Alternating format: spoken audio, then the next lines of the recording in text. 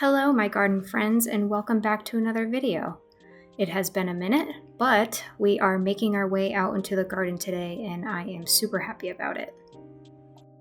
Another thing that I am thrilled about is all of my garlic has made it through winter. All the varieties survived, and they are looking great and thriving.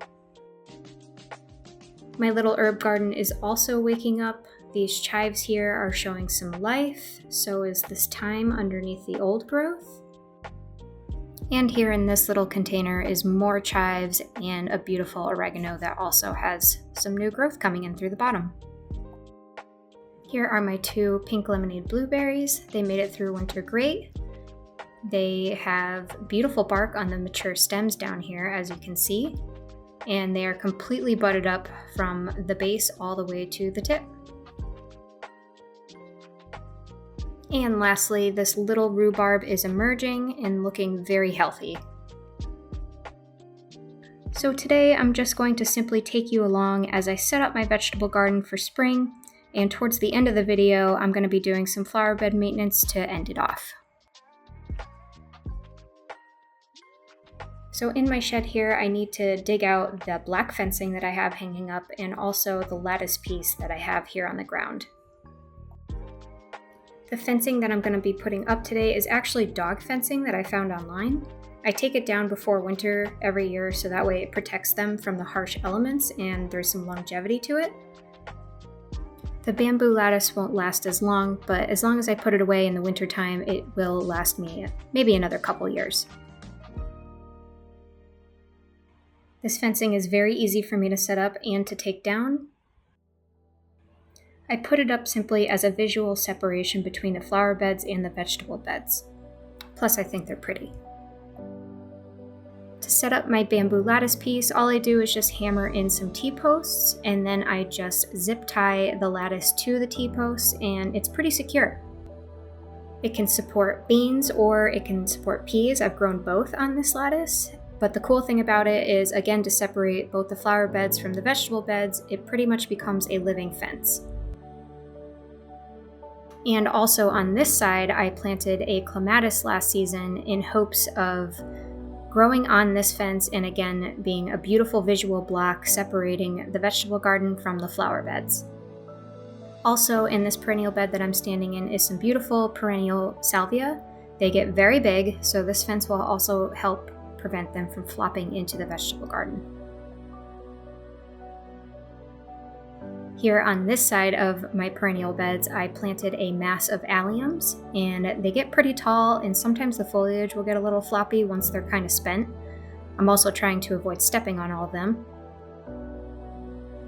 But with just a little bit of elbow grease and a rubber mallet, I was able to get my fencing up in no time.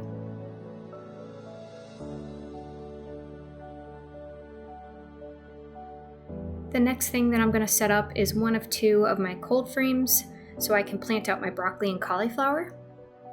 My last frost date isn't until April 27th, but these are enough to protect the seedlings from a frost, and I can open them during the day to allow airflow. Broccoli can handle a little bit of cold, cauliflower not so much, but with these cold frames I'm able to drastically extend the season. The plastic top coupled with the black raised bed absorbs a ton of heat when it's sunny, but holds the heat at night to keep the edge off.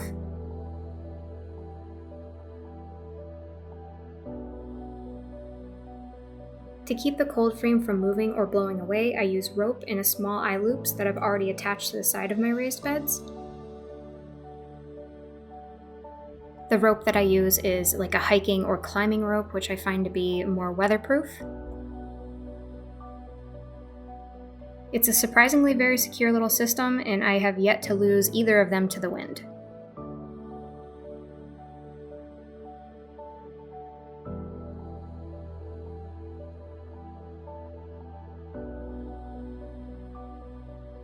The last seedlings that I'm getting out into the ground today is called alyssum, which is supposed to be a pretty cold-tolerant annual, but I've never grown this before, so we will see how it goes. And one last look at the vegetable garden, looking beautiful and ready to accept more seedlings once it warms up. Every year I add a little more character to this vegetable space and I fall in love with it more and more. We have expanded the fenced-in area, and I really want to add in the future some fruit beds, maybe strawberries, raspberries, put my blueberries in the ground, and who knows what else.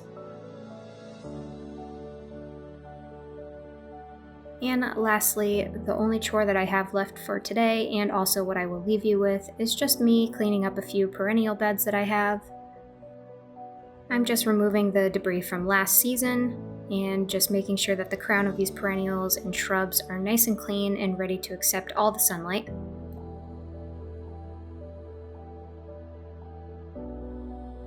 And you'll notice throughout the cleanup that I have daffs popping up all over my garden, which is a true sign of spring, and I am just loving it.